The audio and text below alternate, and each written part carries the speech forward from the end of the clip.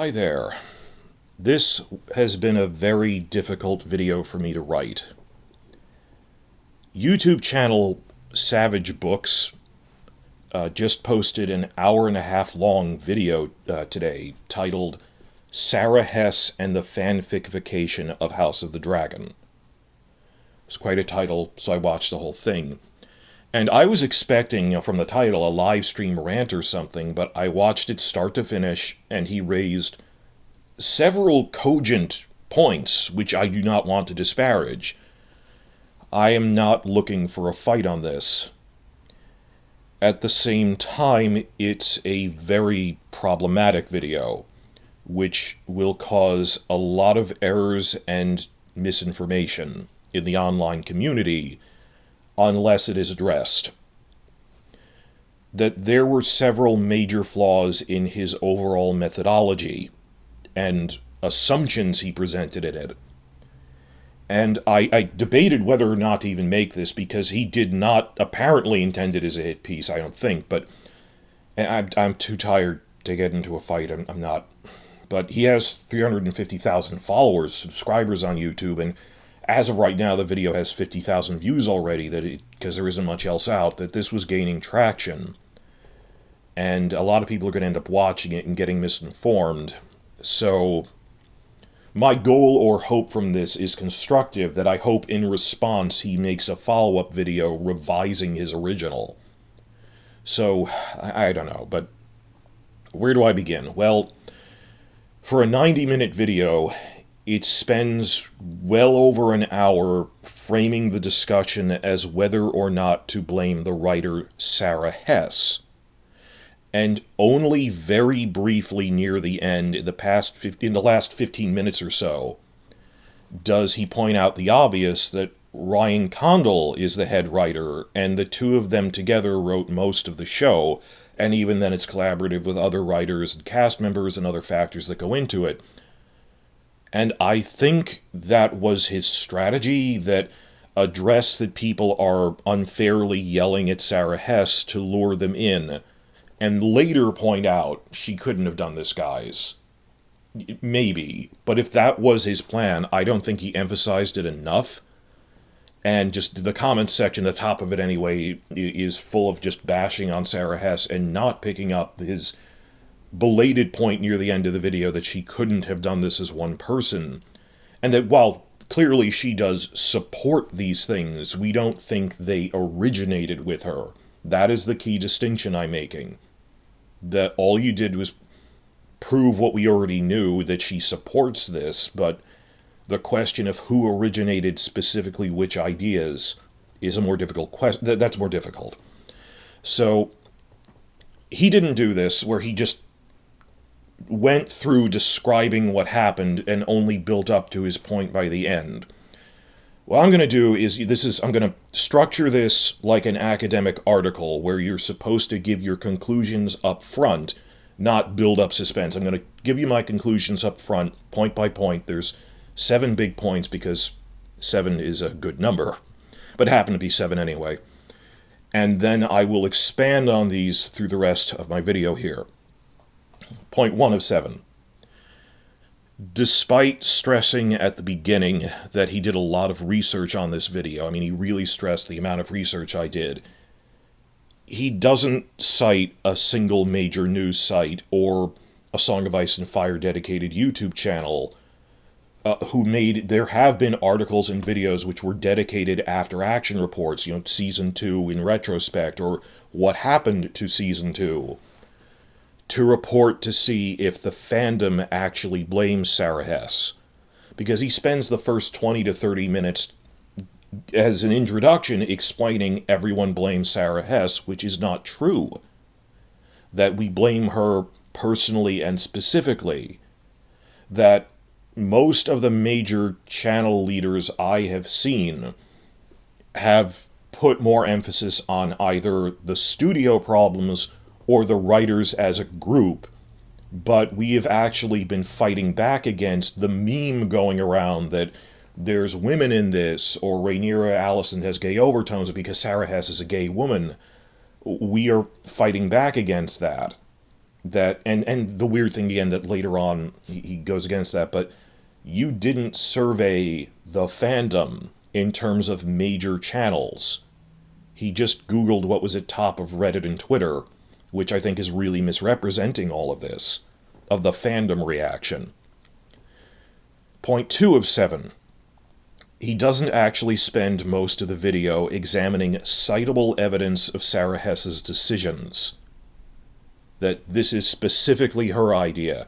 Like I said, instead he just describes season 2 as a whole for almost 40 minutes in the middle of the video, and presents the assumption that and here Sara Hess did this with Daemon, but then she didn't. And so you could have easily just said, taken out the word Sara Hess and put in the writers did this with Daemon, because we don't know how to separate them out. Point 3, and he says this very explicitly, I'm comfortable repeating it, but he does say, without evidence, claims that Sara Hess as a gay woman made changes from the source material regarding social status of women or queer characters due to the influence of her identity. And the key point here is that he presents it as fact, and it's the way he says it, isn't investigating, could this have been because Sara is a gay woman? He says, and here we see her influence seeping in. Specifically, and it's important enough I separated it out as a separate point, point 4, that Hess originated, he claims that Hess is the one behind that Rhaenyra Alicent has romantic overtones, when that is a big fandom question, and I asked around weeks ago of, people are accusing that. Do we know it's Sara? And other sources that they're dedicated Rhaenyscent channels, who, even though I don't like Rhaenyscent myself, have, particularly like it, have defended on Twitter and other, ask fan channels. That's how I research things. Ask other people for their reports. And they came back with cited quotes of showing we're not really sure who originated it. And that's the bizarre thing I'm leading up to, point 5, that only at the end of the video, hour-and-a-half video, he turns around and the key point is he presented it as fact, not a conditional. About an hour and 10, hour and 15 minutes into it, he turns around and admits that the accusation that this is Sara Hess's fanfic can't be true. You titled this Sara Hess and the Fanficification of House of the Dragon. Not Sara Hess and the Fanficification of House of the Dragon, ? As if this is a question you're raising, or is this her fanfic? For almost all the video, it's presented as fact, only to then come back and say, well, actually, she couldn't do it, is at best confusing and indeed very misleading, and I don't think people picked up on that. And even at the end, I think he's trying to say, well, it's more that the other writers didn't rein her in, as opposed to we're not even sure if these ideas originated with other people. It's weird how he is convinced he researched this, when, in terms of methodology, you looked up quotes that you took out of context and took them as evidence of origination as opposed to support. That by that logic I could read something one of the directors said and say, well, that must have been their idea because they support it. Those are all kind of linked, but on top of that, point 6, the video overuses, it overuses a stock phrase that Hess doesn't understand the Game of Thrones culture. This phrase, the Game of Thrones culture, and I say overused because it's used very often without defining what it means exactly. And rarely, he does pause to say, this is what I mean by that. And it's only vaguely defined as, he eventually says that we are expecting a big climactic battle in the finale, and that plot logic should make sense. And it's presenting, this will make more sense when I have a whole section talking about it, but he's presenting it as she fundamentally doesn't understand Game of Thrones culture. That's why we didn't have the Battle of the Gullet as the finale. And even then later backtracks and says, well, some of these things weren't her idea, but they were Condal's idea. And it's just, this should have been an hour-and-a-half video investigating whose fault was it that they didn't get the funding for those episodes. And again, if you had looked at the fan channels, the pattern of behavior by Zaslav and Warner Discovery cutting episode budgets, that there are other decisions they might have made, even if they had the budget, we're not sure. But cutting the big climactic battle was very clearly due to studio problems that are going on right now. And, well, a lot of emphasis on, again, just like accusing her of these feminist queer things, only to then admit it couldn't have been just her fanfic, too late. And maybe it's Ryan Condal and Sara Hess's fanfic Rule of Cool stuff, I'm not sure. But so much of this was dedicated to pointing it at her, only to then walk that back belatedly, because it doesn't emphasize it enough. 15 minutes before the end of a 90-minute video. And then all these accusations of, well, they didn't understand the culture. Don't keep using that as a phrase. Define what you mean by that more frequently than the one time he actually says it. And this, of course, leads into point 7. The video all but ignores the impact of the double catastrophe of the writer's strike destroying the ability to do rewrites, and Warner Discovery cutting their episode count well past the point of no return. Instead, and again, given the amount of time, he spent 40 minutes talking about Hess did all this, then says actually she couldn't by the 1 hour, 10-minute mark, spends maybe a paragraph just, I will say, hand-waving, just brushing aside that, oh, well, it was Condal's job to make it 8 episodes, when our entire point, the entire point, is that the studio was irrational to do this well past the point of no return. That, do you think he could have rewritten it in one day? Do you think he could have rewritten it in 1 week to still structurally have what was going to be a 10-episode arc into 8 episodes? And what they did was they had no choice but to just stop at the number 8 out of 10 scripts they had, because there was no time to rewrite it. And not once does the video mention the impact of the writer's strike and inability to do rewrites. And we are debating online, like, how much leeway should we give them? That I think there are rough things, like, or just a badly paced Rhaenyra Small Council scene in episode 3, or Daemon, I generally liked his story, but episode 5 was really slow. Like, I genuinely think that those are things that would have been fixed in rewrites, just in terms of pacing, not the core ideas. And then we were debating, well, some of these, even if I don't like the certain scenes, they would have at least been better with rewrites, that we can't judge how much better this would have been, because you can't prove a negative of how would the rewrites affect it. Point is, Savage Books doesn't mention at all the impact of the writer's strike and lack of rewrites. Nor does he even mention it in context of why they chose. When told at the last minute, he just waves aside, there should have been, well, there was time. There wasn't time. And on top of that, when they knew a writer's strike was coming, that you're going to have to rewrite it, and you won't even have time to do live rewrites to try to cram everything in, even people who disliked the season, like, again, he didn't sample the online community. He Googled looking for negative comments, as opposed to look for major channels and news sites and what they felt happened.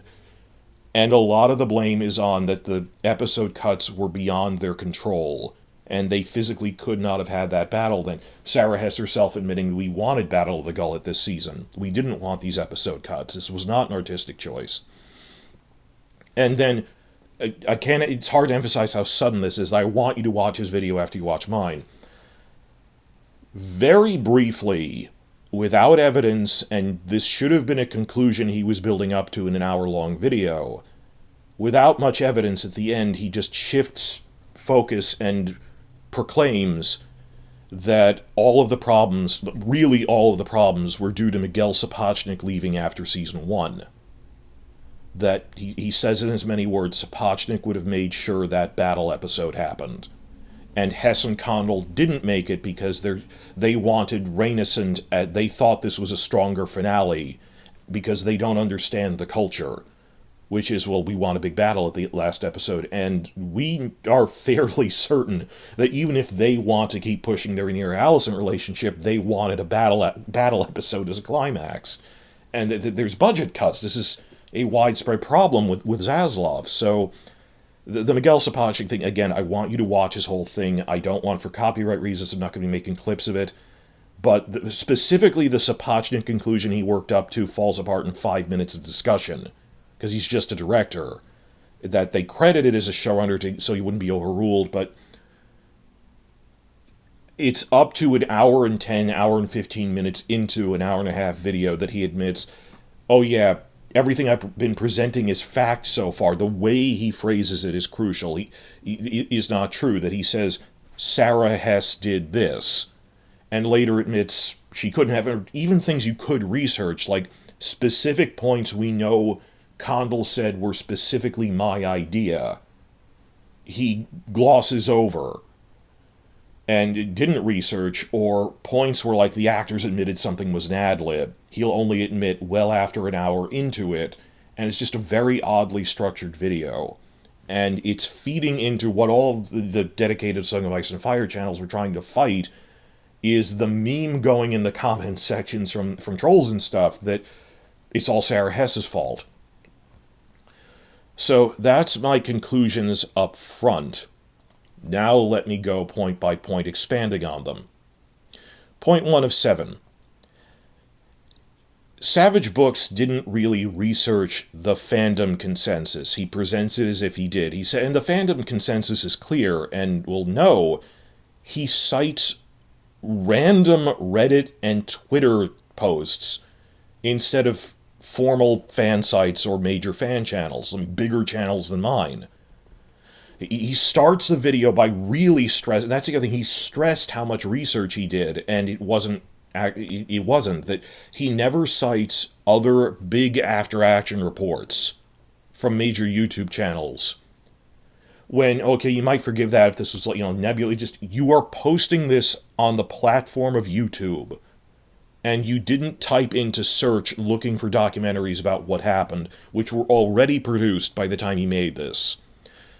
He said he wrote this about 2 weeks after the finale. And at the start of the video, like I said, he claims the general fan consensus is that this was all Sara Hess's fault. Doesn't cite anyone. And he says, it took me all of 45 seconds to Google for Sara Hess bad, or things like that. And if you're looking for negative comments, you will find them. If your minimum threshold is random people on Reddit and Twitter, you're supposed to look for major news outlets, be they YouTube channels with 100,000 subscribers, which I am certainly not, or winteriscoming.net, or just major news sites in general. His citation of that this is the fandom consensus. So in many ways, he is putting words in my mouth because I am a fan channel, and in words in all of our mouths. If you were listening to this and run a channel, that he said the fandom consensus is this, when actually we're deeply divided, and it's contentious of this debate about stop blaming Sara Hess for everything that we don't even know. I mean, I will say she clearly supported these decisions, but that's the distinction. We don't know if she originated them, because she's basically Ryan Condell's right-hand writer. So this was a sample bias that you could have looked at, like Westeros.org, the book fan site, who actually had a more measured response. And big channels, I'll list off a few of them. Talking Thrones, Emergency Awesome, Preston Jacobs, Red Team Review, Gray Area, have all made post-season 2 finale videos getting in the 50 to 100,000 view range. That, how did you miss these? Were you even looking for them? Which were in fact stressing, do not blame Sara Hess. I mean, I remember distinctly Preston Jacobs' big weekly podcast, post-finale, actually titled, What Went Wrong in Season 2. Within the first 10 minutes, he says, people keep blaming Sara Hess. That's not right, because Episode 2 is one of the best the entire franchise has ever produced. Some of these things she physically couldn't have done, and you're just blaming her because she's a woman and she's gay. Or just for plot logic things in episodes she didn't write. Preston says right at the beginning of this video titled What Went Wrong, and a lot of it is on the studio, and a lot of it he also says on Condell butting heads with Martin, don't get me wrong. But why didn't Savage Books find or even look for these videos, and you really misrepresented the fandom? If you said this was the quote, this is the fandom consensus that it's Sara Hess's fault, and then misleadingly goes into all of this. I was already toying with the idea of making a video reacting to the inaccurate meme blaming Hess for things, because it's really annoying. We're all fighting it in our comment sections. So, of all the time that he spent on this, he said it took me all of 45 seconds to find sentiments like this. And he says he wrote all of this and recorded it by 2 weeks after the finale. And then for the past, I guess, 4 weeks, on and off, because people have lives outside of YouTube, and then for 4 weeks he said he's been editing it. And you need to devote more of that time to researching this.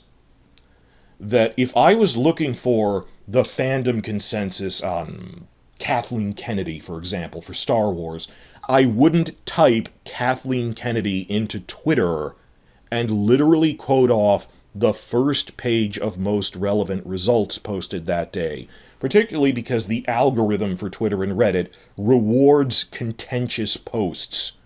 Angry posts get pushed to the top of the most relevant list, or so they get most viewed or ranked at the top.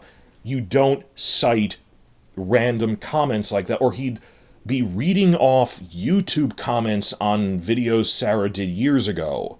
Why aren't you reciting what a professional TV critic said of Sara Hess's work years ago? You don't cite comment sections like that to get consensus for what the fandom thinks. So that wasn't really researched. And you're putting words in my mouth, and all of our mouths. And you don't have to just answer to me about that, but all of the other Westeros YouTube channels that, well, this is their consensus. You cited randos on Reddit over that. But moving on, point 2. I'm sorry I'm upset about that, but that affects me personally. Point 2.7. He doesn't actually spend most of the video examining specific decisions which, with citation, we have evidence that Sara Hess herself made. Instead, he simply presents the assumption that she's responsible for all of it, right up until the end of this very long video. So mentally step back and realize he's just talking about, through the video, I want you to watch his whole video, he's talking about what Daemon did in Season 2, without actually proving the why of it, of why is this fictional character doing things, that you're describing what we saw and attributing it to Hess, as opposed to, I thought when I started it that you'd be hunting down specific quotes where someone has to say, in as many words, this was specifically my idea. He does try very hard to be even-handed, but the form this took is, and please watch it, I feel uncomfortable describing it, it's really like this. The form it took is he presents it as blaming Sara Hess for things in episodes she didn't write, which we have no way of knowing were even her idea because they're large-scale plot points in ongoing story arcs. And to counterbalance that, he'd equally praise her for other things in different episodes she also didn't write, which we have no evidence were specifically her idea. Case in point, the beginning of the video blames her for inventing and stressing the Rhaenyra-Alicent almost romantic relationship, Rhaenysant, when we have no idea if she was specifically responsible for that. More on that later. And not just Rhaenysant in general, I mean specific things that he spends quite a bit of time fixating on and bashing, which is something I admit was bad. When Rhaenyra sneaks into King's Landing in episode 3 dressed as a nun to meet Alicent. Now, again, like I said in the beginning, he doesn't factor in the writer's strike at all. I thought this was really bad because of the lack of rewrites. That maybe someone would have realized this is campy or over the top, or at least the writing would have been better. I admit it doesn't really work on screen and it's hard to prove a negative, but he spends a lot of time fixating on how bad that was and blaming her for it, because she happens to be specifically credited with writing episode 3. But because writing is a collaborative project, And that's a major story arc point with the two leads. Like, what you blame a credited writer for things on the level of specific dialogue in an episode. Rhaenyra sneaks in to meet Alicent is a big story arc level thing on the scale that it would have been talked about when they're breaking the story in the writer's room, that Ryan Condal would have weighed in on. That something on that scale in general principle, you can't assume it's the episode writer's idea. You need to check whose idea was this big thing here. And so he does that, but at other points will praise things that, well, case in point, he tries to balance this by saying Martin himself, George R. R. Martin himself, praised the TV version of King Viserys as better than the book version. Let that sink in, that we have no idea if TV Viserys, being this more tragic, ailing figure, was specifically a contribution we can attribute to Sara Hess. Maybe it was Condal's idea, probably a lot of it originated from the actor, but he blames her for episode 3, which you're credited with, had this silly Rhaenyra Alicent meeting, which is probably something that would have been a group idea. And then also tries to counterbalance it, and look how even-handed I'm being by praising her for TV Viserys. We're looking for... You have to find and cite, with quotations, a specific point where a writer indicated this was my idea. A lot of the weight of all of this has gone on to the infamous point in season 1, which I am still willing to treat as a one-off fluke, not a pattern of behavior. It's just one of those things where the stars align the wrong way, where Rhaenys bursts out of the dragon pit in episode 9 of season 1, and in the inside the episode, there's this biting her tongue moment where Hess goes, "Oh, I thought that'd be really cool, that was my idea."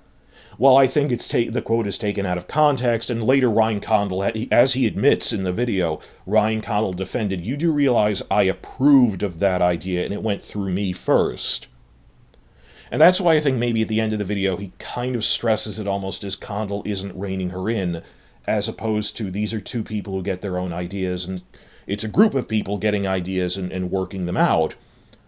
That it's not that Hess is the driving... We have no way of knowing if she's the driving force behind all of this. Now, that was a silly moment that we were dealing with it at the source material is just an outline that they wanted to give Rhaenys more to do, and I would have fixed it myself. I would have urged fixing it. But I'm willing to think that was a one-time fluke, and people extend that into seeing what they want to see as a pattern of behavior. Like any other time in the season where there was like a failure of plot logic, they go, Sara Hess is at it again, and then we'd find a citation where, no, that was the actor's idea, or that was Condal's personal idea. And why did she become such a lightning rod for this? Is it because she's a woman? Is it because she's Asian? Is it because she's openly gay? Or is it just that people really hated the Rhaenys thing? I'm not really sure. This, again, it's just, I think that confluence of events and the way she said it really cheerfully in the behind-the-scenes video, and just, they're trying to be funny about it. But, again, I don't like that moment, but I'm willing to treat it as, okay, that's a moment that I see what you were trying to do, but it didn't work. And instead, it's somehow turned into just, again, the first, not just the first, most of the video is presenting it as if these are all, he says, but here's something Sara Hess did with Daemon, by describing what Daemon does in episode 5, which she didn't even write. Which is, there's even less reason to think that. So that's not how research for this kind of thing works. You need specific quotes of whose ideas were what. And yes, the online community is struggling with this now because we don't have a lot of quotes to go off by that. We are trying to parse out, and we probably won't be able to, who was responsible for which ideas. And from all of this, he draws these conclusions, or presents them this way, that in point 3 out of 7, really 3 and 4 because they're linked. Direct quote, Sara Hess seemingly misunderstands the source material by putting her personal views into it. Another quote, it appears Sarah's queer identity and feminist views shape her creativity. And he doesn't really present this as a conditional. I know he does say, well, seemingly, or it's possible that, no, he goes, it appears her queer identity and feminist views shaped her creativity, and I want you to watch his video. It's the way he says it and presents it. That he cites that she wrote for Orange is the New Black, and she was one of the main writers, and as I said before, interviews in which she defends how House of the Dragon in general principle is taking on medieval topics like medieval patriarchy affecting women, or that, yeah, there's kind of a romantic aspect to Rhaenyra and Alicent, but he's quoting her only in such a way that he's proving that she supports these decisions, not that she originated them. Which, well, we knew obviously she supports them, but he's not proving that they were specifically Hess's ideas, and he treats these generic quotes about, isn't it great we're talking about medieval patriarchy affecting women, as clearly this was her, when I can find just as many quotes from that by Condal, episode directors, or cast members. More on that in a minute, though. That the distinction is crucial, and I'd say it's the whole point of the video, except bizarrely, and we'll get to this at the end, he admits this couldn't be true, but a major component of his argument is saying how much he researched and the quotes to prove that major point is that Hess's own background as a queer woman is evidence that fits within a pattern.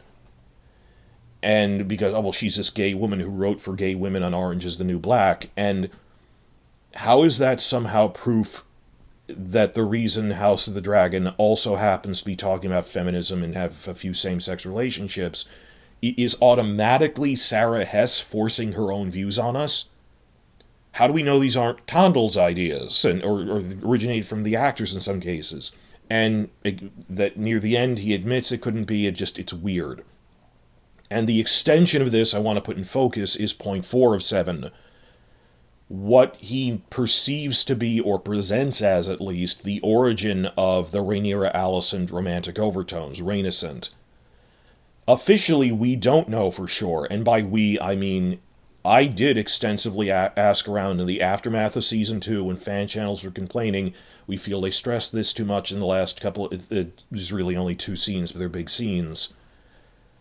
There are dedicated Rhaenyra and Alicent Twitter channels who, in response to these accusations, if you looked them up if you were researching this, you would have looked it up and found them.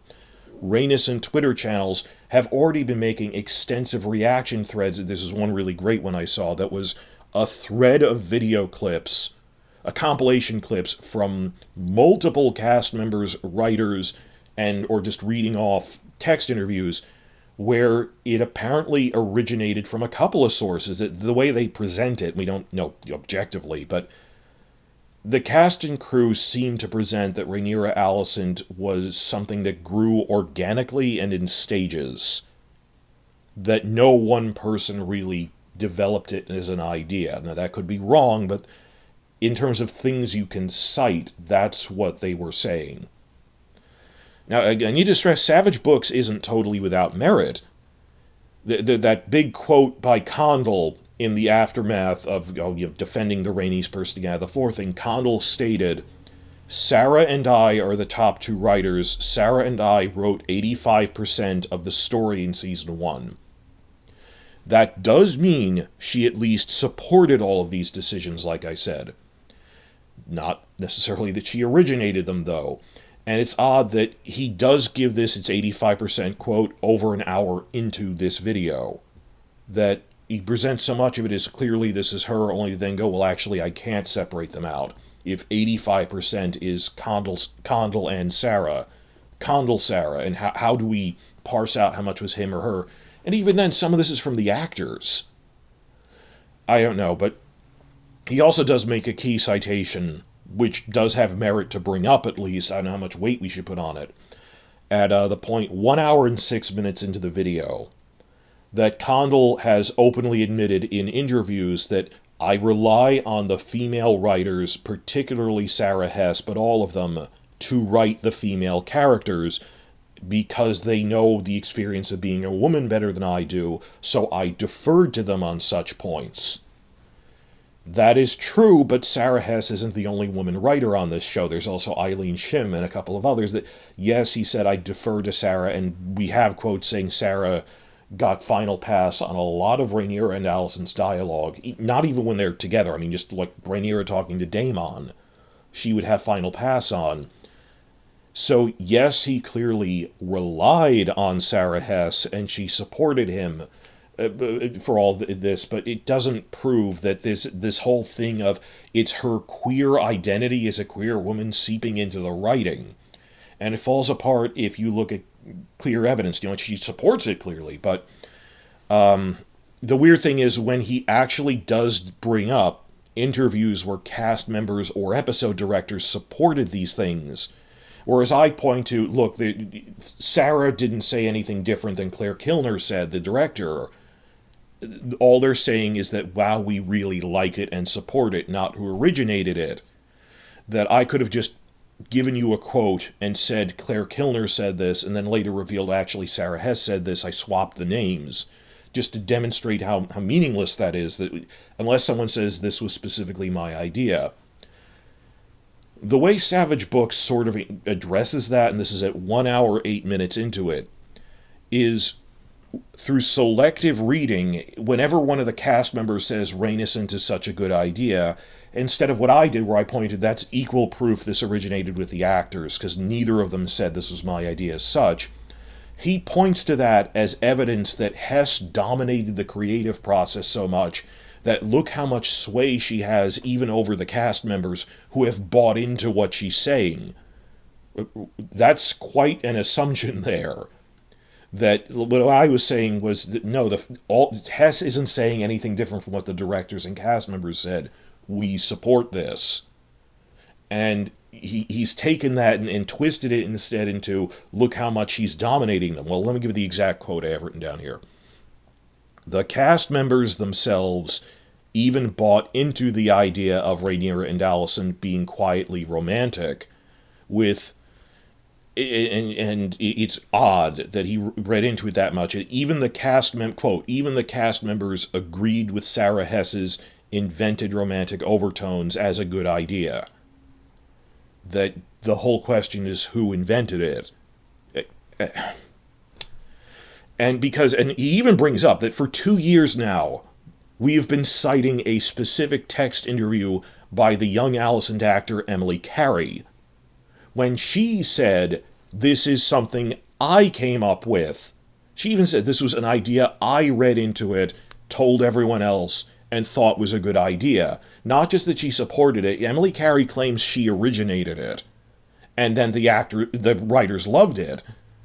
But he cites that as the 1 hour 8 minute mark as proof that look how much Sara Hess twisted what Emily Carey is thinking.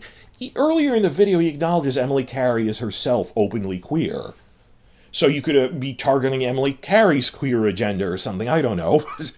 But just, for 2 years, as a well-known quote, we've been going over Emily Carey said it was her idea to take this friendship, which they weren't best friends in the book. They were friends, but the idea they were the same age, that was a change. And then Emily Carey said, I read romantic overtones into that. And then that the writers and other people picked it up, and that sort of organically it was a group decision that just came into the thing. He doesn't say it was a group decision. He doesn't say it was a shared idea. The way he says it verges on implying it was Condell's fault for not reining in the excessive influence Hess had, and look how much the cast agreed with something that originated with Hess. Even when he's reading off that famous Emily Carey quote saying, this was something I came up with. I don't know how you twist that. That is, I wish he would directly address that. If he makes a response to this. 0.5 out of 7. This is where things get weird. Only 15 minutes before the end of an hour and a half long video, he abruptly turns around and admits this couldn't be Hess's personal fanfic.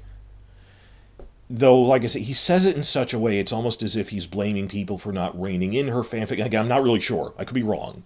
I'm sorry, just it comes off as that. I'm sorry if it's not his intention, but he doesn't even really spend that much time on, well, you spent an hour and 15 minutes about this was what Hess did, then very quickly admits this was a group project.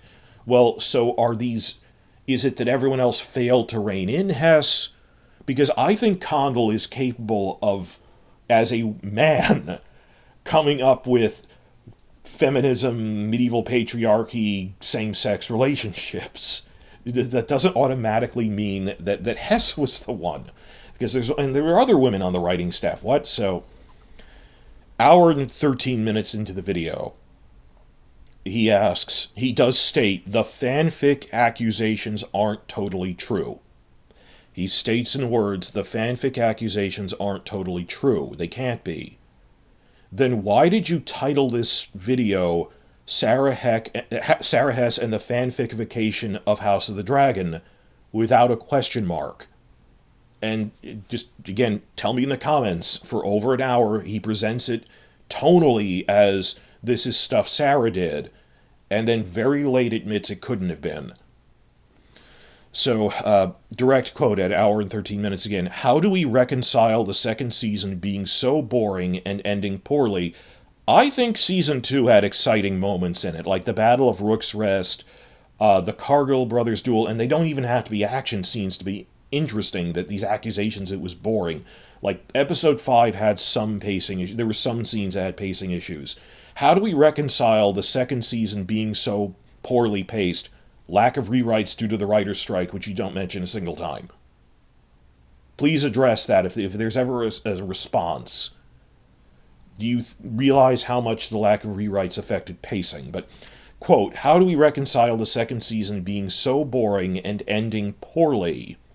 That's what's going to go on after this, the ending. But if its core writer and producer is at least competent. Because then he cited all of these other things like, but look how good Viserys was, and, well, I'm happy you're saying Hess is at least a bare minimum competent writer, but you were citing just generic things about the show that we don't know if they were her idea, other than the general thing of that Condell said, 85% of this is me and Hess together. But he says, alright, if Hess is good, or at least competent, how do we reconcile that season 2 was boring and ended poorly? And he says, well, because while she might be near or at the top of the hierarchy, she's not the only one. And goes into... So the overall structure of this video, in terms of timestamps, the first 8 minutes are introduction, where he should have been citing fan channels on YouTube and not random people on Reddit and Twitter looking for... If you've looked for negative comments, you'll find them. So, I mean, one of these comments was even saying... It said, quote... Every episode written or directed by Sara Hess was awful. And you chose to quote that when apparently this Reddit post has so little idea of what they're talking about. They don't know that Hess has never directed an episode because she's a writer, not a director. And just why did you quote that? That it was not a threshold of validity. But first 8 minutes are introduction. 8-minute mark, he launches into who is Sara Hess and her past in TV shows, which is generally accurate. That there's a valid point that, well, she did write a lot of queer women storylines on Orange is the New Black and is herself a queer woman. This is a valid, as general context, I'm not going to dismiss that. Then starting at the 29-minute mark, the main section of the video for the next 40 minutes, the core of this, 40 minutes out of 90 minutes, is what did Sara Hess do to Season 2? And like I said, he proceeds to describe Season 2 overall without actually giving evidence that Hess originated specific ideas. And 57 minutes in, he shifts... Oh, later than I thought. 57 minutes in, he shifts to, but there are good things Hess did. Which, like I said before, like TV Viserys, other ideas that he says the Rhaenyra-Alicent tension actually worked in Season 1. That this is just an overview of the show as if you were watching it blind, by which I mean you were just watching it cold, just what you saw on screen without researching the interviews. And you're quoting interviews out of context that this is just saying she supported it. I'm repeating this, I'm going to dash down my list here of 38-minute mark. Quote, Daemon was seemingly changed to be more negative. Actually, I've heard people accusing he's too positive in some well, you sanded off the edges and he's too much of a hero. But, quote, Daemon was seemingly changed to be more positive. Quote, he's objectively more negative in the show. Negative, changed to be more negative. And some aspects were indeed changed, but he isn't citing any point when Hess did that. The men are more negative because of Hess and feminism, when maybe Condal did that because Daemon is neither hero nor villain. And this is, pausing for emphasis, this is a key point here, that although he vaguely at the end of the video admits, well, it was a group process and a lot of these things, not once does he mention that with this specific point about Daemon was seemingly changed to be more negative in the show, he never mentions that in the inside the episode for that episode, and in interviews subsequently, which were very prominent, Ryan Condal himself admitted that Daemon killing his wife, Rhea Royce, was specifically his idea. That is one of the points, something we can point to as decidedly not Sara Hess's influence. That he spends some time citing Daemon killing his wife is this Sara's influence, and never later on admits it couldn't be, the way he does with other things. Just, Condal said that because the way... Now, this was a fan theory for some time. I thought this. And he does go, oh, well, in the book, Daemon was in the Stepstones, so he couldn't have done this in the books. The fan theory is because she suddenly fell from a horse, and the faceless men always kill people in ways that look like accidents. There was a fan theory that this is a little too convenient. Did he hire a faceless man to assassinate his first wife and make it look like an accident? The TV show condenses, there's no faceless man, it's Daemon himself. But, yeah, even before seeing the TV show, I myself wondered if he did that. Not because of a feminist agenda, but just because of the way it seems to be hinting at it, and because he's not a hero and not a villain. He's a very gray character. And he talks at length, and with respect, actually, about how the show handled sexual assault and things, and how he actually thinks Aegon is a very even-handed character, and that he's not, evil, but they handle him as this really troubled character. 43 minutes in, when he talks about Aegon, the exact quote he gives is, "Nonetheless, Sara Hess chose to make his introductory scene the aftermath of assaulting a handmaid." Remember how I tied back to he was blaming her for things in an episode she wrote? Episode 8, when adult Aegon is introduced, was written by Eileen Shim, another woman on the show. They have more than one female writer. And yes, you could blame Sara Hess in the sense that she's one of the top 2 writers. It's just as there was Benioff and Weiss, there's basically Condal and Hess. That Condal has openly said, she's my right hand, she's my hand to the king, 85% of it is us. But it's the way he phrased it is, you understand that a lot of his argument was saying this is rooted in and stemming from decisions flowing from Hess as a woman, as a gay person. And only very little at the end of the video, in vague terms, lets down, well, that actually couldn't be true. To the point that his comment section and people on the internet are not even picking up on that he doesn't believe, that these aren't even the conclusions of the video. So, you didn't research that Condal very prominently said killing Rhea Royce, Daemon killing her, was my idea. Brings up, but it was Sara Hess's choice in episode 8, and maybe on the level of a producer, she could have, but she didn't even write that specific script. And then other things like Rhaenyra sneaking in as a nun, he cites specifically because she was credited with writing it, even though I think that was a more general thing from up above. But whenever it's convenient, well, is this her as a writer, her as a producer?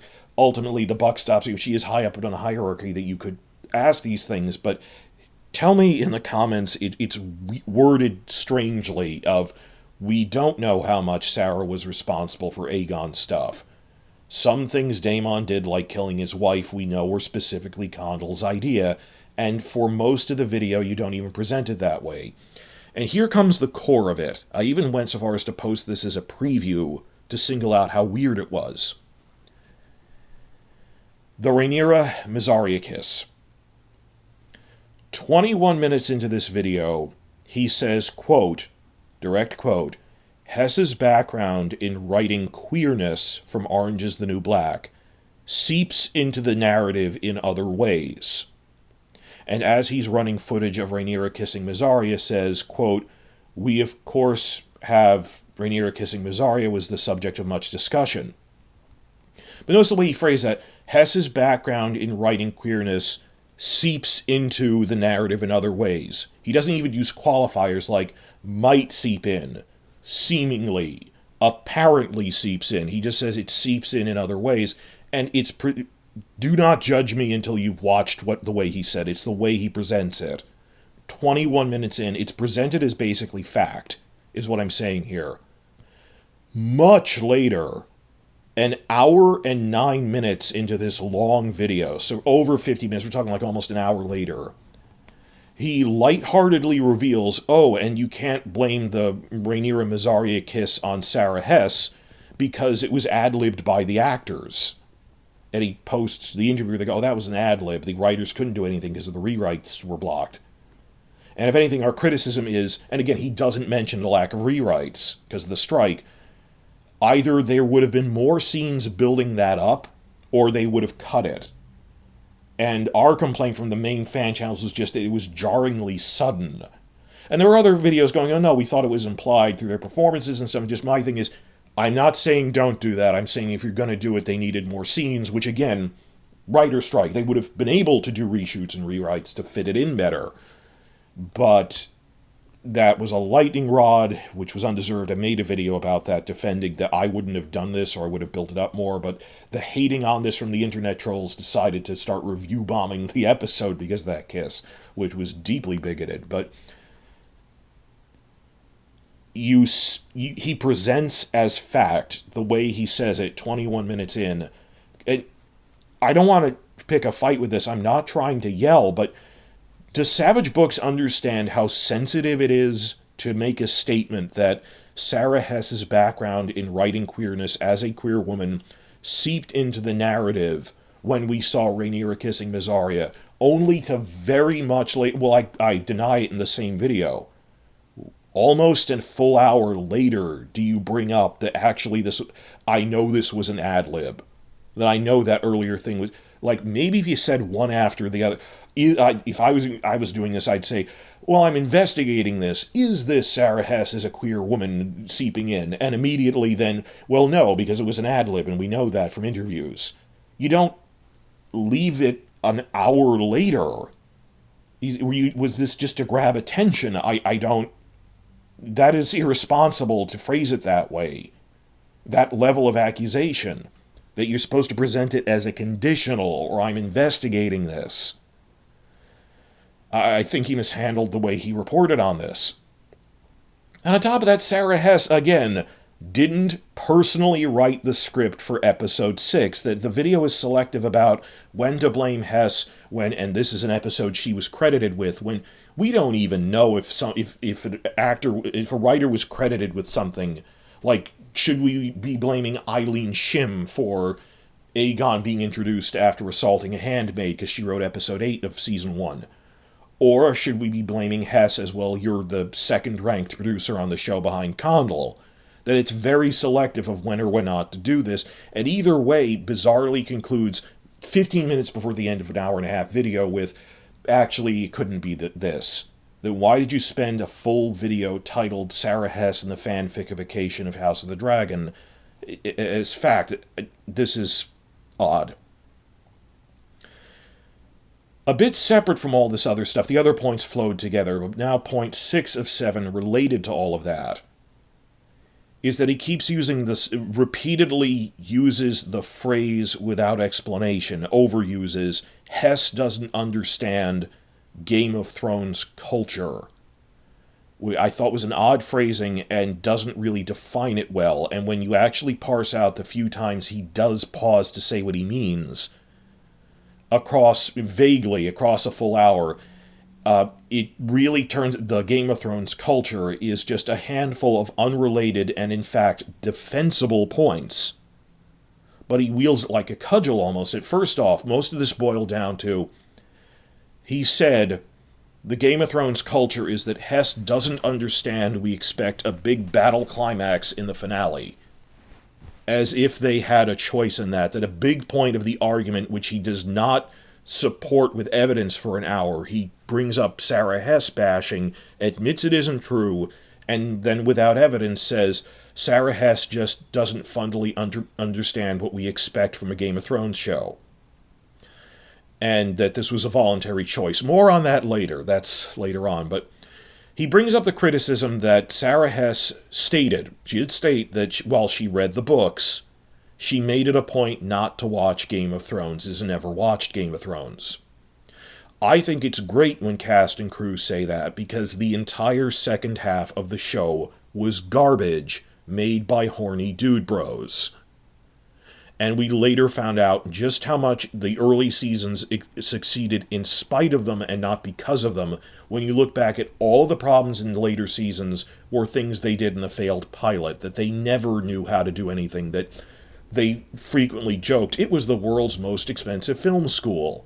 And like failures of logistics and production that have nothing to do with whether you have source material or not.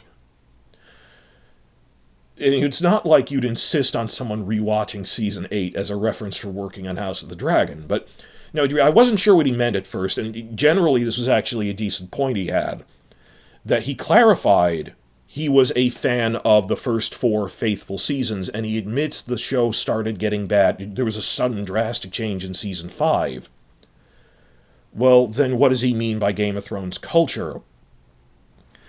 Maybe he means TV culture, TV fandom separate from a Song of Ice and Fire culture, but what he means is, and he gets to his point eventually, is that he believes that Sara Hess not watching the failures of the later seasons, like 5 through 8, particularly 8, means that Hess isn't worried about repeating the same mistakes, as a warning. This argument isn't totally without merit, but he uses it much too broadly. That I think Rhaenys bursting out of the floor was a one-off mistake, but then I don't see it as a pattern. Because then he cites other failures of plot logic in Season 2, such as Rhaenyra sneaking in as a nun, which I don't think were nearly on the same level of plot logic, even as Rhaenys coming out of the floor, but it felt contrived, but he'll say, and this is a pattern of plot logic failures by Hess, and what I've been saying all this time, that he attributes everything to Hess, even things we know she didn't do.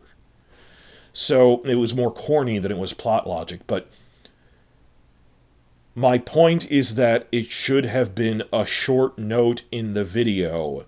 I'm worried she won't recognize we as a fandom are now sensitive, overly sensitive to failures of plot logic. But for a long chunk of the video, he uses it broadly as, he took that specific thing as, she just doesn't understand Game of Thrones culture, while leaving that phrase poorly defined. And on top of this, tangentially I admit, he outright praises Benioff and Weiss. Or rather, he's still doing the mental gymnastics, which unfortunately I see a lot of people doing, that the thought-terminating meme revisionists have been passing around for a while, that, quote, Benioff and Weiss are good at adapting things, just not creating new stuff, so when they ran out of books it got bad. Let's sit down and examine that for a minute. What the heck were Seasons 5 and 6 to you? And he even admits 5 and 6 were mostly bad. And he runs a clip of TV Dorn with the you want a good girl but you need the bad thing from the TV Sand Snakes, and if ever he was making a reaction video to what I'm saying now, please address this specifically. Do you realize that there's an entire Dorn storyline in the 4th novel with the book versions of the Sand Snakes, which people liked, which were voluntarily abandoned in Season 5 for the nonsense Benioff and Weiss threw on screen? Because, direct quote, his conclusion is, Dan and Dave had no choice but to create new content after they ran out of source material. Sara Hess is choosing to. That is gibberish, because I'm not trying to insult you by saying that is gibberish, but what happened to the Dorne plot from Book 4, A Feast for Crows, that they voluntarily abandoned for this sexist stuff, or Sansa voluntarily marrying and being assaulted by Ramsay Bolton, that they chose to abandon the plot of the 4th and 5th books. That is why we were so angry at the time. And is the passage of time and just sour grapes, not just for a lot of people, merged into, oh, well, they ran out of source material, because the concept that they abandoned the source material voluntarily is horrifying. But it's still what happened.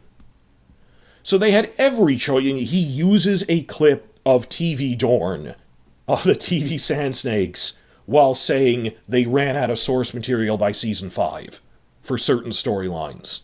That doesn't hold up. And saying, quote, Dan and Dave had no choice but to create, but Sara Hess is choosing to. They had finished books they ignored. And while Fire and Blood is finished, it is an outline. Ask any of the fan channels. We know specific character relationships. We have a framework. But there are many points where they had to invent things and had no choice but to. In terms of all of this. That he took this, that they're adapting an outline, and therefore accuses this is her fanfic. Well, the writer will always influence what's going on, and they unfortunately have to fill in gaps. I mean, is Andor, Star Wars Andor, is technically George Lucas fanfic because they're not George Lucas. The filling in gaps versus, well, badly written fanfic where it's rule of cool stuff. Generally, they didn't do that. Anyone's going to have a one-off mistake, like the Rhaenys thing. Because Rhaenys doesn't do a lot in the source material, they invented something that we kind of need to give her more to do. I would have refined it retroactively, and it was a mistake. Benioff and Weiss had a choice to create things separate from what Martin did. With an outline, they didn't. And of course, this brings up the separate problem after season 2, that if Martin, the living author, does give you a note or verbalize to you, I don't think this is something you should be doing, you should listen to him, because he's still alive and can tell you. But on so many other aspects of this, there's hardly any dialogue in Fire and Blood, that there's so many things they had to fill in. And I'm spending too much time on this because he does fundamentally agree, Savage Books, that his point is really that the last half of the show was really bad, that he's arguing that someone who didn't watch season 8 wouldn't know how to avoid season 8's mistakes, which he admits are mistakes. But, and I don't want to linger on this too much, all he's really saying is, don't be an idiot. That I fear that someone who didn't watch season 8 might not learn from these mistakes, such as don't randomly set up plot lines that go nowhere, or Dany kind of forgot about the Iron Fleet. The idiocy in season 8 was so universal that you would need to be a thinking human being to merely avoid them. That what is the way he keeps saying, she doesn't understand a Game of Thrones culture, that we're really sensitive to lack of plot logic. Star Wars fans are sensitive to lack of plot logic. Marvel fans are sensitive to that. DC Comics, everyone is sensitive to failures in plot logic because they were just plain stupid. It wasn't something specific other than, well, he's saying it's fanfic because it's rule of cool. That's a debate that goes on in every fandom. So that couldn't be it. And his other thing from that is going on about the Game of Thrones culture is point 7 of 7, saying they didn't understand that we're used to building up to a climactic battle, and they voluntarily chose not to have a battle. Well, let me present this more formally as point 7 of 7. Savage Books all but ignores the impact of the double catastrophe of their parent company, Warner Discovery, cutting their episode count at the last minute, past the point of no return, and that this happened right before a writer's strike that they knew was coming, which would remove their ability to even do rewrites. Instead, without any real substance, he suddenly concludes, without evidence, that basically all of the major problems on the show are due to Miguel Sapochnik leaving after season 1. As well as, again, baselessly accusing, through the evidence doesn't support this, that Condell and Hess are confused between themselves. He says there's this dysfunction behind the scenes as to what their story goals are.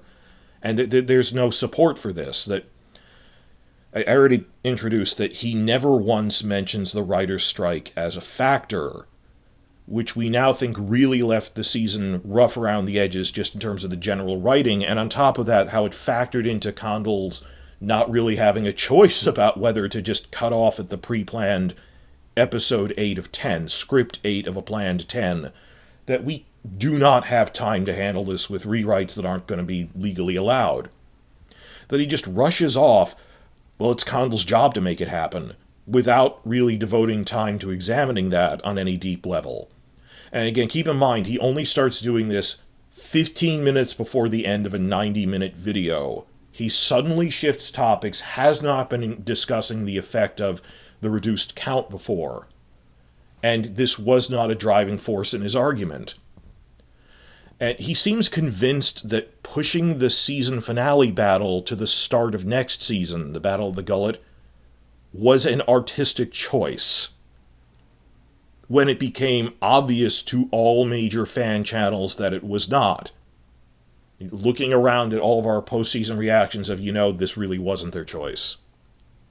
Direct quote from Savage Books, and again, he just raises this very briefly only to dismiss it without really examining it. Just brushes it off.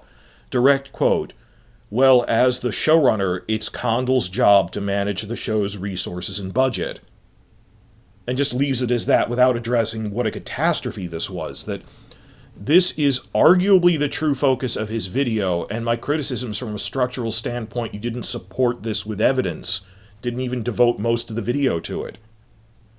That his opening remarks do mention this, then he comes back to it a full hour later, that he feels the writers genuinely wanted to end season 2 with the Rhaenyra Alicent meeting at Dragonstone, and they prioritized this over a battle they voluntarily chose not to have, because his argument is, this is Sara Hess as a queer woman making fanfic that Condell and Hess, or some combination of that, love Rhaenysant so much, they voluntarily chose to use this as what they felt was a better finale than having a climactic battle scene. And he dresses it up into, like, you didn't do research. You didn't actually figure out who said what about who created specifically which ideas. And then just baselessly accuses that, well, either it was Condell's... And he contradicts himself. I'm trying to find words for this. That either Hess really loves Rhaenysant, prioritized this over having a battle, and Condell was unable to rein her in. Or simultaneously, he doesn't really devote thought to either one, because it's a thought-terminating cliche, of either they genuinely, because they love Rhaenysant as fanfic, wanted this to be the ending, or, and in only like a sentence brushing it off, and if it wasn't what they wanted, well, it was Condell's job to make it fit. Please make an hour-long video examining in detail the timing of when these things happen behind the scenes and how long this takes to write. Because we heard it was relatively... It was past the point of no return, possibly as early as a month before filming was going to start. So that's pretty late in the game. That they took 8 months to write all of these scripts, finished by January, then like a month before filming, they got this order. And I even seen some people comparing, oh, well, I worked on like a romantic comedy once, that someone else in the comment section said once, it shouldn't take that long. This is a large-scale TV show with a massive budget, a lot of pre-planning is needed, there's a lot of characters and story arcs. This takes longer to write. So unless you're talking to me that you are a writer familiar with the behind-the-scenes stuff on, like, Lord of the Rings, Rings of Power, or The Witcher, or something, the amount of time, the entire criticism is this was well past the point of no return, And I'm saying you cannot brush that off. Do not, it is unacceptable to just say as a meme, it's nothing more than a meme, well, it was Condal's job. Our entire point, which is being carried by most of the major fan channels bigger than me, is that these are ridiculous last-minute episode cuts forced by David Zaslav at Warner Discovery. That, even accepting as a given there's fewer episodes, we don't have time to change it. And it's the whole thing of, again, this is Savage Books also says, well, Condal, he says, well, Benioff and Weiss ran out of source material because that's easier than the horror that they voluntarily chose to abandon it. It's easier to believe bad showrunner, lack of source material. That it's easier to believe, well, Condal must like Rhaenys, or he's incompetent and didn't know how to do his job to fit in the battle in a budget. It's easier than the horror of just how badly the Warner Discovery media empire is being mismanaged by David Zaslav, despite ample evidence of what he is doing, of all the cuts he has ordered. And instead of that, you're arguing over that they don't understand the culture of Game of Thrones, that they needed that battle. They know they needed that battle. It was Sara Hess herself who broke ranks and told the world in an interview this actually wasn't a creative choice to have only 8 episodes and not end with a battle. A direct quote from Savage Books here from his last 10 minutes of this. Quote, "That's why the pivotal moment of the finale focuses on these two, Rhaenyra and Alicent, and not a battle." No, this is very implausible, and you are not citing evidence. Yeah, he spends the most of the video citing generic quotes of support for the story from Hess or cast members, dismisses it anyway, and then structurally, this is not how you build an argument. In the last 15 minutes says, and this is a wish list, this is assumptions of, well, they voluntarily chose to focus on them as the climax instead of the battle. And battle episodes cost more on top of that yes, that is the first thing to be cut as a giant battle. Or, oh, would you be happy if they left it off screen? Because, darn it, we want that huge action battle, but if they just treat it as a story beat, like the way the Battle of the Burning Mill was, it's people wanted this battle and they did not have the budget to do it due to last-minute cuts.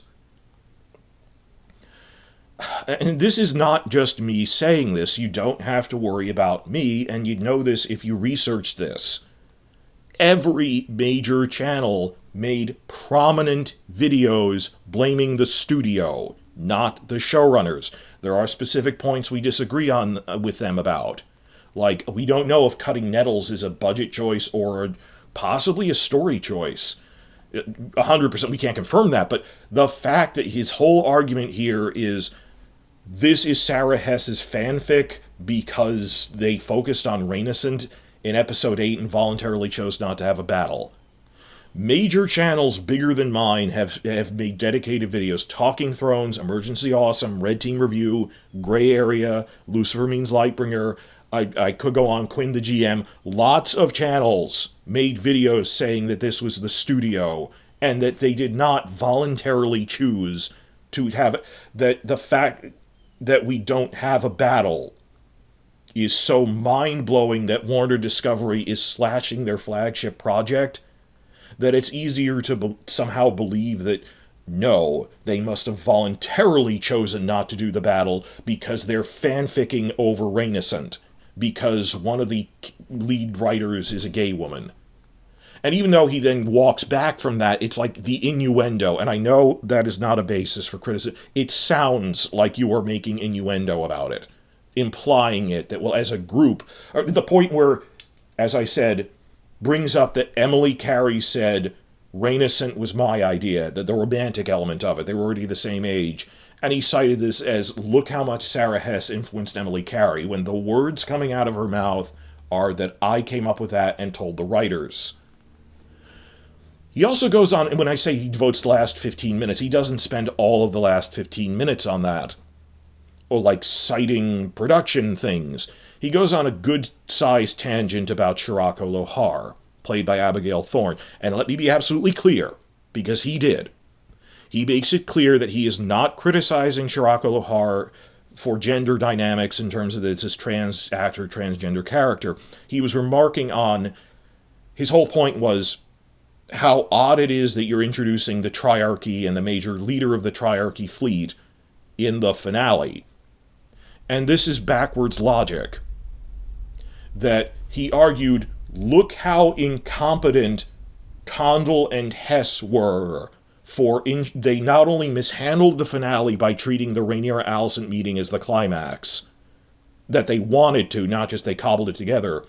He also says, look how incompetent they are that they are introducing a new major character in the finale. No. If anything, just as the Emily Carey's comments were not proof that Hess has influence, but proof it wasn't, the fact that they are introducing new characters in episode 8 is further indication that this was not planned as their finale, that they did not voluntarily choose to make 8 episodes. And he could just as equally have phrased this as, oh, well, then it was their job to make the budget fit, or to rewrite it in such a way that Lohar is introduced in episode 6 out of 8. That this is clearly script 8 of 10, all ties back into the central argument of, when we say the studio insanely cut the episode count well past the point of no return, when major book fan sites who work with George R. R. Martin, like Elio Garcia on Westeros.org, said, I don't have specifics, but from what I've been exposed to, it seems that it was this ridiculous order that came out very late, and they physically could not rework it into an 8-episode season, on the verge of a writer's strike where they wouldn't even be allowed to do rewrites. Instead, Savage Books just vaguely treats introducing Lohar or Rhaenys as further proof of, wow, this is either bad writing, or wow, you really didn't, a better writer would have had time to rework this, when we're treating it as a symptom of how badly Warner Discovery screwed over the writers. Even though we don't agree with the writers on everything, it's just the physical reality of what is going on. Another issue tied to this is, it's just see the trees and then the forest, that we are familiar with reading through bullshit, basically. That when you read interviews of, we all had such a wonderful time, you know that you get different statements from certain cast members and other crew members, because some of them are willing to break ranks and say what really happened, and others are willing to toe the party line. Another issue Savage Books goes through is, again, all in the last 15 minutes, not devoting enough time to it, with evidence. He compares post-finale interviews from Condal, Hess, and some directors like Kilner and Patel, and notes that they say contradicting things. And for us, it was obvious that Condal doesn't want to anger Warner, he's towing the party line. I remember distinct post-finale analysis videos by relatively mainstream dedicated fan site, winteriscoming.net, run by Fansite. It's not really a fan site anymore, but their video thing said, we can tell Condal does not want to badmouth HBO and Warner. That is why he is putting the smiley face on this. But some of the other ones were willing to say, this isn't really what we wanted to do, or we tried to make it a strong finale given our limitations. That is not contradiction, so much as that is some were willing to go into more detail than he was. Instead, and again, without much evidence, rushing it off really fast after giving the implication that this is a researched video, he concludes that there is massive dysfunction within Condal's creative team. That he says, look at how Condal and Hess are saying opposite things, and the director doesn't even say the same thing. Wow, these people are very dysfunctional, and this must be what's affecting the writing. While I can't prove a negative, I'm convinced that Condal, Hess, and their directors are very much on the same page. It's just that some are more willing to dish out dirt than the other ones. That we can't really prove. I've not seen evidence of any large-scale dysfunction within his writing team. And I thought that this video would be like talking about friction between them and George R. R. Martin. It didn't. Because again, this was written 2 weeks after the finale and then spent 4 weeks editing it. But he says they don't have... Wait a minute. He spent most of this video, again, flip-flopping between either Hess is directly responsible for things, or what's true later, that he says they gave a quote saying 85% of the writing is Condal and Hess as a unit. It is hard to separate one from the other. And in which case you should drop the argument that Hess's identity as a gay woman is assuredly what all of this is flowing from. Because by the other side of that coin, the 85% of it is Hess and Condal. Therefore, her queerness seeped into everything. It's, by the same logic, maybe half of the time, 60%, 70% of the time that it's a Condal-Hess episode, maybe stuff was coming from Condal, and he's not being dominated by her female feminist agenda going in. We can't prove that. I mean, some of these ideas could have come from her, we don't know. But it's the fact that he stakes the main point of the video on, well, this clearly happened, then wait, no, goes back and goes, it was a group problem, all these people are really incompetent, and they're dysfunctional. Based on what? We think these are competent people who did season 1, who seem competent in their interviews, who are struggling with a crazy parent company slashing their budget, and there was one crisis after another that they were desperately trying to work through as a group. Unified. So, at first, my point is, he was saying 85% of this is Condal and Hess to the point it's hard to separate them, and is now saying, I don't even think Condal and Hess see eye to eye.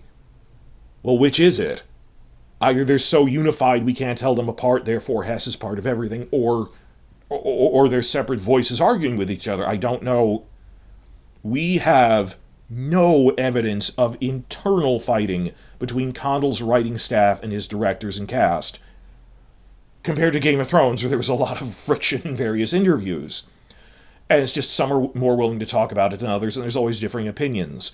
And this doesn't really talk about Martin's different views. That's entirely separate. Final point here. What really, I will say, what discredited Savage Book's video for me, because he emphasized it so much as his conclusion, is, and very quickly at the end, without an hour's worth of evidence, because this was not feeding into this argument, within the last 10 minutes or so, he concludes at the very end, without building an evidence-based argument, but just as an assumption, that all major problems on the show stem not from massive budget cuts by Zaslav at Warner, not from creative friction between Condal and book author George R. R. Martin as part of the adaptation process, but all problems are because director Miguel Sapochnik didn't return after season 1. And he offers only the vague but firmly stated speculation that Sapochnik knew the Game of Thrones culture better. Again, that phrase I said he keeps bringing up. Sapochnik is a director. Do you know exactly what his specific duties were behind the scenes on season 1? He is technically credited as a co-showrunner, so Condal couldn't overrule him with unrealistic demands. That was a condition he had.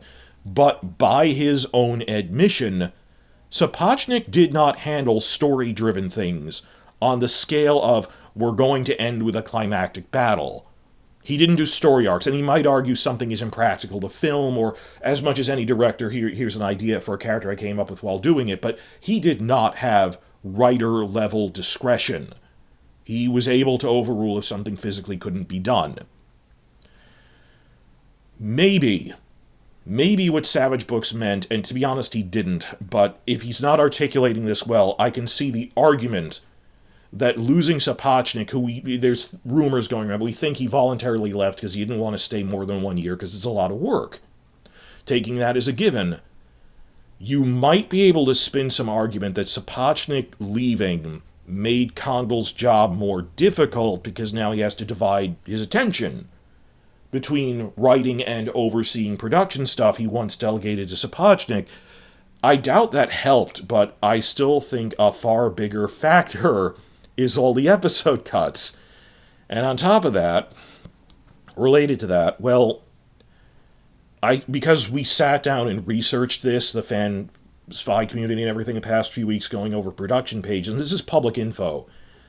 If you actually go through the IMDb listing and behind the scenes reports, it turns out that as part of these budget cuts, Warner Discovery fired most of the so-called below-the-line crew from season 1 and replaced them with new crew at significantly reduced pay. Not people you've heard of. These aren't director-level people. These aren't anyone you've ever seen in a behind-the-scenes video. I'm talking the low-level crew like the set construction, the lighting equipment setup people, that kind of thing. Below-the-line crew.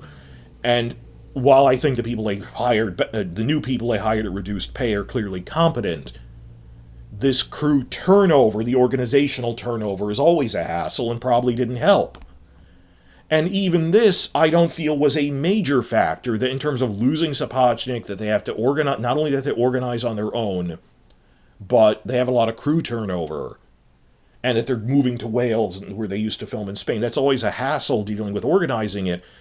These are woes not of Condell's own making, which would have been difficult even if Sapochnik was there, and all of this pales in comparison to massive episode budget cuts to the point we got reduced from 10 to 8 episodes. Overshadows all of this. These are minor points. But that isn't what Savage Books was arguing anyway. That first off, without real evidence, he concluded from the contradictory statements that Condell was willing to toe the party line, and Hess and Kilner would admit, well, this isn't quite what we wanted, but we did what we could. Well, clearly there must be dysfunction behind the scenes. Direct quote, every single member of the core creative group has a different conception for both the narrative and production reasons for why the season ended the way it did. Okay, define the core creative group, and I know the top is Condell and Hess. You quoted some of their directors, not all of them, and there were other writers this season. Eileen Shim, David Hancock, I know the core people, but every single one, or just the most prominent members, let's say the most prominent members, gave, they had a different conception. You didn't prove they had a different conception, you proved they said different things. Some of them are willing to break ranks, others aren't. And we have no reason to think that. And the culmination of all this, Savage Books went on to conclude at the very end of the video, closing lines of the video, he claimed without proof that assuredly Sapochnik must have been the unifying force that was removed after season 1 ended. Direct quote, they can't move in lockstep. Maybe Sapochnik was the unifying force and he left. That is wild speculation. For all we know, Sapochnik was an authoritarian who had a lot of friction with him over creative choices, and everyone else got along really well. You did not offer an evidence-based argument for this structurally. This is, at the very end, there's said some contradictory things. They can't move in lockstep. No, they're just, people BS in interviews. And maybe Sapochnik was the unifying force. That is wishful thinking. You have no basis for that. But that wasn't his main point with Sapochnik. His main point, and just remember he said it, but after broadly overusing the term the Game of Thrones culture, which really just came down to, well, as fans, we expect a climactic battle at the end of the season. He said it's two things. Plot logic should make sense, which is such a broad point for TV in general as to be meaningless. And that he expects a big battle at the end. He purely meant, even though he says it as a more advanced phrase, we're accustomed to a big battle. He said, word for word, direct quote, I can nearly guarantee you that if Miguel Sapochnik stayed around, there would have been a big battle to close the season. That is what this video is really about. That if Sapochnik was here, he wouldn't have voluntarily pushed the battle to next season to focus on only 8 episodes with Rhaenys. And, like, wouldn't, even if they wanted to focus on Rhaenyra and Alicent, wouldn't they have wanted to do that across 10 episodes instead of 8 anyway? And again, it's just when you actually stack up the things claimed in this video that, oh, just vaguely one sentence, well, Condal's job is to make it work, and he should have had time to rewrite it from 10 to 8 episodes. I keep saying, oh, how much time do you think that takes? 1 week? 1 month? 6 months? How long are you estimating and then measuring? Because from all the evidence we have, it was pretty darn late.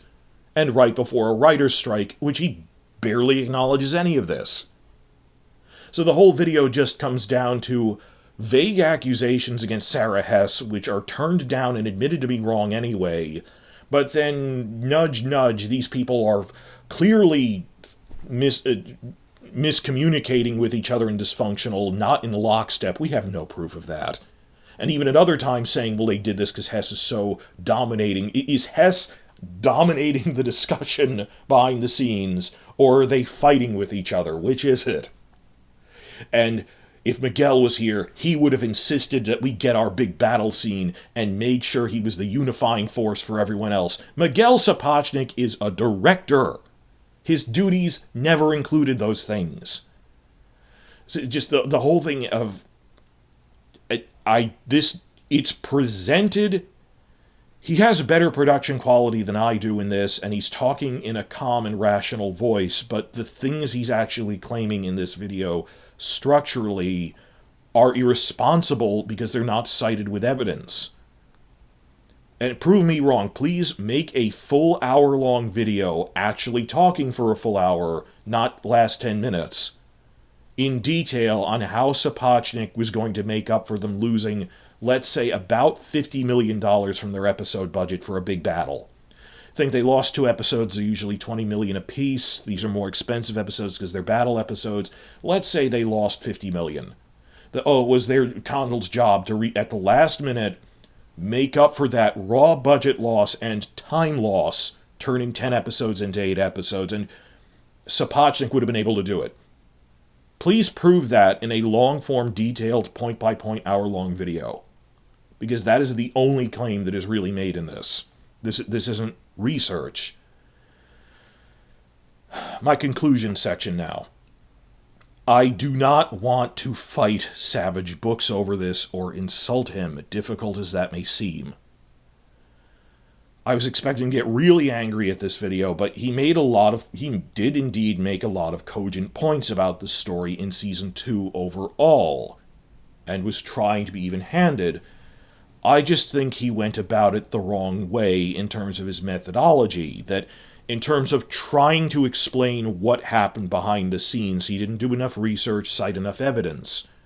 That's the why of it. The how of it, the descriptions of story balance, and I don't think this thing in episode 5 balances what Daemon did in episode 2 in terms of story flow, watching the episode cold and describing these are the character arcs I feel are a little mismatching.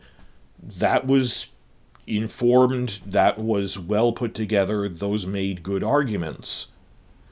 But when he's speculating, he doesn't frame it as speculation. You don't spend a full hour going, Hess did this, when it's really, the show did this, we don't know whose idea it was. And it is saying that's the core point that got me, was when he said, 21 minutes in, Hess's queerness writing from Orange is the New Black must have seeped into Rhaenys, and just stated it seeped in as a fact. And only almost an hour later admits we know it was an ad-lib that she could not have affected. Then why did you present it that way? And you should have, if you brought it up, you should have immediately dismissed it. So, critics are divided on Season 2. Some felt, one point I think he did make is, that is entirely informed speculation, is pointing out Sara Hess worked on House and Orange is the New Black, and regardless of gender politics, he said these are smaller scale shows with smaller core casts. And he said, I think she might be less experienced working on a large ensemble cast. There aren't that many giant sprawling ensemble shows like this, so this could be said of almost any writer, but fair enough that she hasn't worked on sprawling, large-scale fantasy shows on that scale before. That might be a factor that we've seen. Well, then again, the critics are divided. Some felt too much time was spent on the new characters in Season 2, such as the Dragon Seeds Hugh and Ulf, and Alan and Adam, or that meanwhile, others felt we didn't see enough of the other great houses. Like Oscar Tully was fine, but we barely saw Cragen Stark and Jane Arryn. So some felt, why isn't this focusing, really vocally saying there's so much focus on these new characters instead of Rhaenyra and Alicent? Others saying not enough attention was spent on them. Others saying too much. I'm not sure how to satisfy everyone. And I like to think it's rough around the edges just because there was, lack of rewrites. But I acknowledge the difficulty of working off of source material that is an outline where they did not voluntarily, he says, they voluntarily chose to create things when Benioff and Weiss didn't, when the opposite is the truth, that they were choosing to abandon finished novel form, book form narrative. They are working off of an outline for Season 2 and got a last minute, beyond the point of no return, order to shorten it right before a writer's strike. So my point is that even whether you agree with Savage Books or not, he is undercutting his own message, because you spent most of this introducing these are Sara Hess's decisions only to dismiss it, and his real point about Sapochnik, I would watch an hour-long video where you prove this is him. You spend 10 minutes, you don't cite real evidence, other than, it's Condell is not going to badmouth HBO, and Hess was willing to step out of line. That does not prove pervasive behind-the-scenes dysfunction, particularly in the context of everything else we've heard, that so much of the writing is me and her. And to be clear, I do not agree with Sara Hess on everything. It's the fact that you're singling out her as opposed to Condell is verging on identity politics, and why are we even discussing this? That is the wrong way to go about this, and if you want to make criticisms of Season 2, the right way to do it is to talk about story focus, and I feel you're focusing so much on a constant tension in shows like this is, do you focus on the core characters or the secondary third-tier characters even, at the expense of that, but then it feels unfocused. These accusations that they're pushing a feminist, if not queer, agenda, that he introduces it, walks it back, only to then say Sapochnik would have made sure we had a finale battle, even in the face of these funding problems? What are you basing this on? So even if you are going to criticize, the other parts where he criticizes very well, that I don't think this was the best story flow for Daemon, or just that it wasn't consistent with itself. Because, I think because of rewrites that were missing.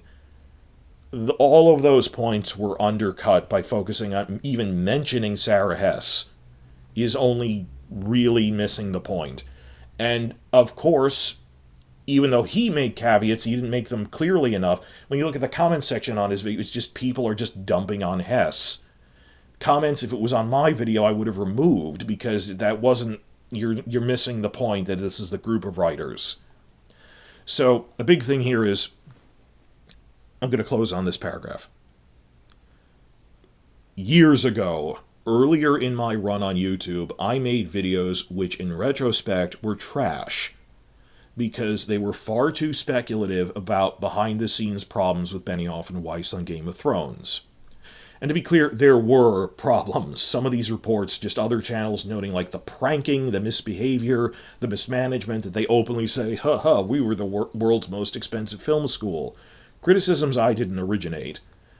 But I speculated way too much on stuff they might be doing or could be doing that could never be proven. And I was really angry about it. Eventually, others talked me down that I was undercutting my own message. So that by stressing these things I couldn't even prove. So I took all of those videos down, despite having like 250,000 views on some of them. I went, this is garbage, this is not structured well. And in retrospect, I wish someone had told me this and talked me down much earlier. because it really hurt my overall goal. I undercut my own message by speculating so much and not using only what we can directly cite to be true. So I myself have been guilty of this, and just I hope Savage Books can make a more focused version of his House of the Dragon analysis after this one as a follow-up, focused on the end product, a shorter video, edited together, re-recorded, I don't know, of just these are structural problems in Season 2 without speculating on what exactly caused them, because we're still working that out. He said he wrote this 2 weeks after the finale, and we're still trying to parse out what was going on. He wrote this even before Martin admitted he really had his blog posts saying problems he had with where the story's going. And I hope they reconcile him and everything, but I wish someone had pulled me aside and said, you're undercutting your own message with so much speculation. So much of this is not proving anything about Sara Hess. It's undercutting it even to mention her. Just say, the writers, and talk about what they did, because we still don't know exactly who was pushing for what behind the scenes. So I don't know what's going to come of this. I am not trying to argue, but whether intended or not, this is being taken as a hit piece that it's Sara Hess's fault, and wow, Sapochnik would have fixed everything if he came back, when neither of these is true. So I know I don't have good production values on my video here. It's just me talking over black and white text cards, because the truth is black and white. But I'm hoping that my reasoning made sense, that I am not meaning this as a hit piece, but as a serious addressing of... The other thing I'll end with is, you should have researched what the community view on this was. That there is not a consensus this was Hess's fault. You research by going to all of the major channels. I'm not a big one. But the bigger channels than me were consistently saying, wow, this was the studio's fault. Stop singling out Sara Hess because of identity politics. That we have no proof of that. And other things where, like Condell said, it was my idea to kill Rhea Royce. Things that we can prove weren't hard. Just why is... This is a very oddly structured video to then suddenly 15 minutes before the end shift to... Actually, I think it's due to not having Sapochnik, which we have no evidence for. So it isn't framed as speculation. It's framed as that this is misleading and not helping, and I hope that a refined version gets made. I don't know, but I'm putting my money where my mouth is. I'm working on a series of videos about cited problems with Zaslav's episode cuts at Warner Discovery, and the business end of things, what's going wrong with that. So I'm going to try to follow up with that as best I can. And please tell me in the comments what you think. Again, watch his video before commenting on it. Just see what he did, and the first part where it's, this is something Sara did, and this is her identity seeping in, only to later admit an hour later that, well, actually it isn't. It's presented calmly and rationally, but there are structural flaws in the presentation of this, and in the argument he's trying to build just doesn't come together.